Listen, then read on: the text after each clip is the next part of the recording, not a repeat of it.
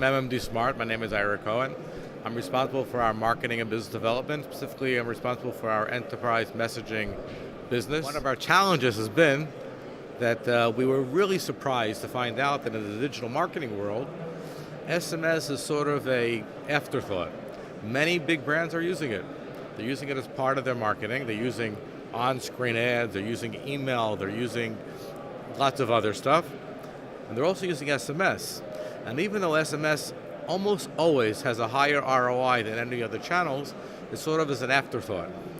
Which brings us back to our thoughts about how we've commoditized SMS to the point where no one really considers it an important part of their marketing mix or a part of their strategy.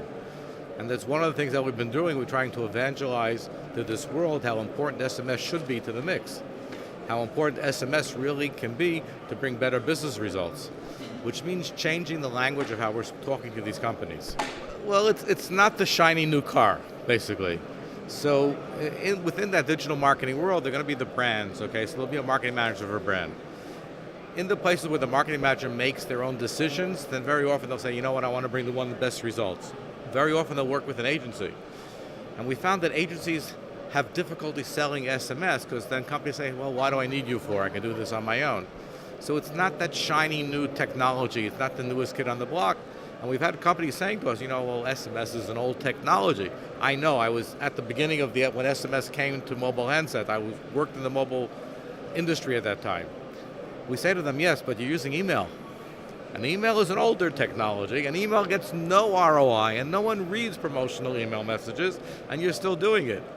So we're trying, it is an education part, and one of the things that we actually were speaking about here at Mobile World Congress with our competitors and our partners about how as an industry, we probably should be trying to evangelize together and marketing together to this digital marketing space. And that I think actually is something that MEF should be focusing on in the coming year. So, and we've raised that issue.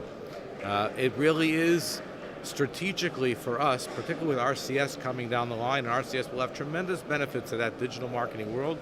We need to reinvent the conversation that we're having then. We need to build a whole new package around it. Not only about what benefits this can bring to you, but also about the business models, and that's actually another topic that we're trying to evangelize here at Mobile World Congress. Well, what I've learned over the years that I've been in this business is never to forecast what's going to be next. Because first of all, we're always surprised. 10 years ago, I didn't think I'd be standing here talking to you about how great SMS is for enterprises. It's not something I thought I'd do. As I said, I was at the beginning of SMS. And one of the things I've seen over the years is that very often the mobile industry will come with the next big thing. And they'll blow it out of proportion, and the GSMA will be promoting it, and we'll go around conferences, and there are all these think tanks and panels discussions about it, and we're usually about 5 years too early. And so we build up all this hype around it, and then companies start using it. Well, you know, the handsets don't support it, the networks don't support it.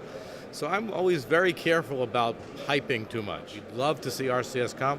We think it's going to be great, particularly for the business model that we've been promoting, which is not pay-as-you-go model, but a more value proposition.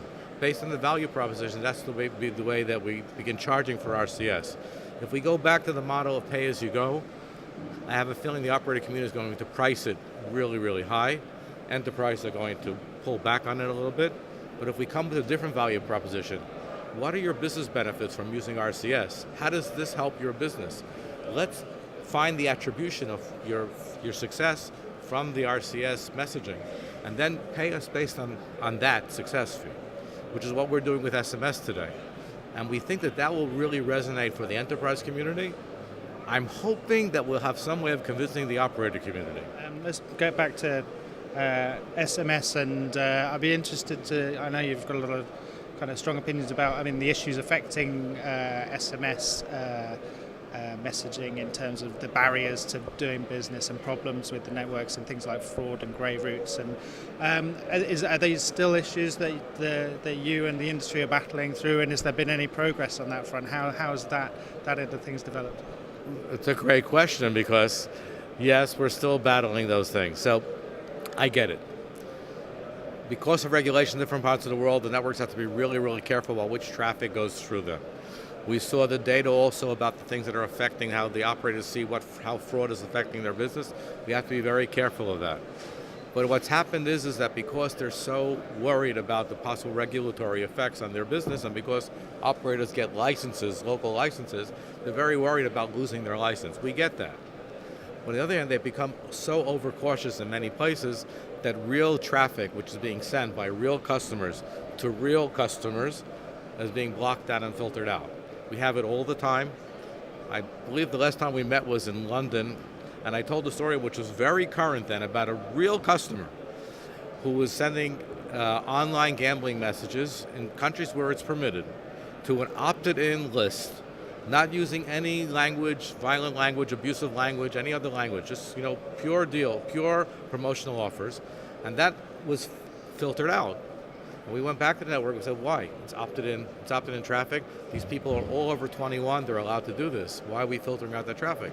In our estimation, we're losing a significant portion of our real business. Sometimes I would say it's 25 to 30% of our real business we're losing because real traffic, which is legal, is being filtered out.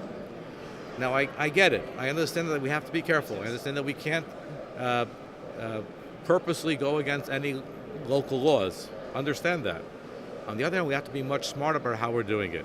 We can have filters, we can have firewalls, we can have all of these things, we can have blacklists and whitelists, but let's be smarter about how we're going to implement it, and let's just not make it an automatic process. I think also that our message that we've been bringing to the industry over the last few years about optimizing SMS and making SMS more effective as a tool, coupled with our different type of business model, which focuses on success, better conversion, better engagement for customers, I think that it's getting a lot of buy-in from the industry.